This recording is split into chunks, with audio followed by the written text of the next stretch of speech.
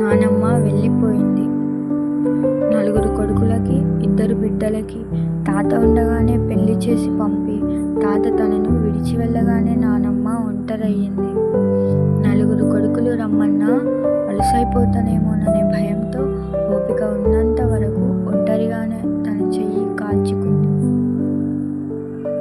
మనుమలు మనుమరాళ్లను పెద్దయ్యే వరకు ముద్దాడి బంగారు వెండి గొలుసుల కానుకలెన్నో తన వంతుగా మెడలో వేసి మురిసిపోయింది.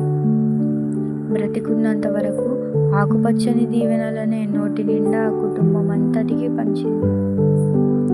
అప్పుడప్పుడు తన మీద ప్రేమ తక్కువనిపిస్తే కొడుకు కోడళ్ళ మీద కారమిరియాలు నూరిన కాసేపట్లోనే చెరుకు రసాలను కూడా చిందించింది. కుటుంబాన్నిక విడిచి వెళ్తానని తను అనుభవించిన వేదన ఏ దేవుడికి మొరపెట్టుకుందో చెప్పకుండానే. ఎండాకాలం ఆరుబయట మంచంలో కూర్చుని కథలు చెప్పిన నానమ్మ, బతుకమ్మ ఆటలో పాటలు పాడిన నానమ్మ వెళ్ళిపోయింది.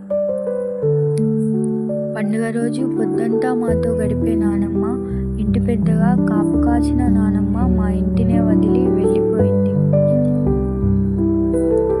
ఇల్లు చేరడం ఆలస్యమైతేనే కన్ను వాల్చకుండా కలవరించే నానమ్మ మూసిన కళ్ళను తెరవకుండా కుటుంబం అంతటినీ పలవరించింది.